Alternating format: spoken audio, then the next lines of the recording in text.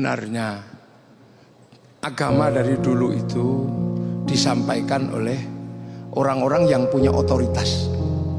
Hukum-hukum juga disampaikan oleh orang-orang yang punya otoritas, yaitu para ulama yang oleh orang Indonesia disebut sebagai kiai atau ustadz. Kemudian belajarlah dari situ. Belajarlah dari situ. Kemudian terkait dengan hukum-hukum ada otoritasnya. Ada yang punya otoritas. Nah, sekarang ini kemudian ada yang menganggap bahwa TikTok itu sumber hukum. Nah, ini yang masalah. Jadi di Indonesia itu ada otoritas-otoritas yang memang bisa dijadikan landasan. Kalau mau belajar, belajarlah kepada orang yang alim atau belajar langsung kepada seorang guru. Kalau mau terkait hukum, ada otoritas-otoritas atau lembaga-lembaga yang memang menangani hukum. Ada departemen agama, urusan pernikahan ada di departemen agama. Di paling rendah ada kantor urusan agama. Makanya kalau urusan pernikahan, datanglah ke kantor urusan agama. Maka seandainya kiai memberikan hukum, sesungguhnya kiai terkait dengan hukum pernikahan, kiai tidak punya otoritas. Akan tetapi boleh ditanya, tapi yang bisa memberikan otoritas adalah kantor urusan agama.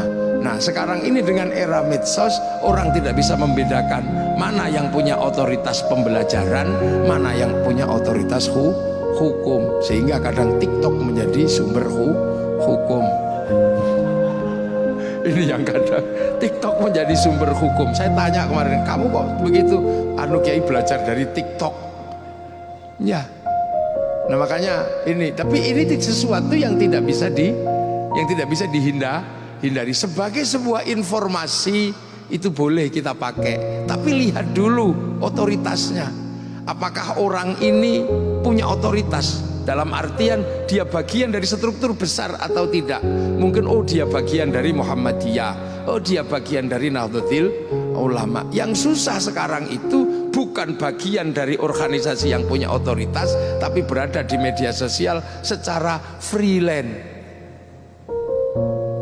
Nah, yang freelance ini yang bikin masalah sering. Suka bikin hukum, ini haram, ini. Kalau kiai misalnya bikin hukum apakah rokok itu halal apa haram, kiai mikir, karena kiai punya umat. Santrinya di kampung-kampung masih nanam tembakau. Tapi sekarang banyak sekali yang freelance, umatnya subscribe.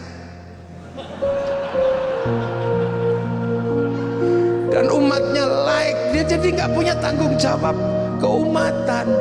Cuman karena ini mudah sebagai sebuah informasi. Makanya tadi saya sampaikan sama Pak Erik juga, saya ini mungkin bisa belajar ilmu kedokteran. Saya bisa.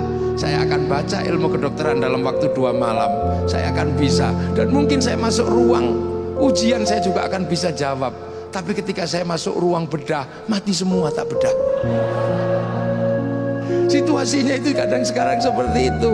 Banyak sekali kemudian karena medsos ini terbuka, tiba-tiba ada yang mendadak ustadz. Ada yang mendadak ustadz, tiba-tiba membicarakan sesuatu yang sesuatu itu sebenarnya sudah dibicarakan oleh ulama-ulama dahulu, tapi di-recycling. Biasa, karena recycling ini sebuah produk ya, dipaksakan masuk. Nah, agar pasar bisa menerima produk recycling, biasanya pasarnya dibikin ahistoris. Nah, ini adalah ciri-ciri black market. Nah, sekarang ini ada konsep besar black market religion, pasar gelap agama ada. Makanya hati-hati, lihat dulu ini di medsos ini, ini orang NU, ini orang Muhammadiyah, ini orang MTA, ini orang LDII. Tapi hati-hati zaman kalau audisi itu tidak ada hubungan dengan siapapun, berarti ini ustadz freelance. Udah. Itu banyak. Nah, itu yang kadang kemudian bikin hukum sesuka-sukanya, bikin ini, yang bikin pusing sampean itu nanti. Itu makanya itulah, kalau saya ini kebetulan jelek-jelek gini salah satu Surya NU. Jadi saya punya tanggung jawab keumatan. Jadi nggak bisa rokok haram gitulah. Terus gimana nanti yang nanam tembakau? Ini padahal hukum rokok tidak ada, misalnya nggak ada dasarnya. BUMN salah satunya kan rokok juga nggak ada. Nah inilah. Jadi medsos ini memang diisi semua. Ada yang tiba-tiba kemudian menjadi juru apa di situ yang memang tidak punya tanggung jawab apa-apa, mengisi media sosial gitu saja. Makanya banyak sekali kemudian ada ustadz ketika ditanya sumbernya dari mana, dari Google. Nah, ya itu ya masalah. Iya, karena Google itu ditanya baik ya jawab, ditanya jelek ya jawab. Saya nanya Google tentang arah masjid ya dijawab, arah lokasi perjudian juga dijawab dia. Sampai googling apa saja dijawab di situ. Jadi dia ini Syekhul Googli ini bisa menjawab apa saja. Nah itu hati-hati sampean, makanya tanya. Oh ketika saya ada di YouTube itu, saya punya tanggung jawab keumatan. Dan itu bagian dari pengajian-pengajian yang banyak bersama masyarakat. Itulah, nah ini situasi ini yang, nah pasti nanti lama-lama juga akan tersaring kok. Wong ini situasi yang biasa. Jadi nanti kemudian lama-lama orang akan cerdas bermedsos. Ini kan belum 10 tahun tuh.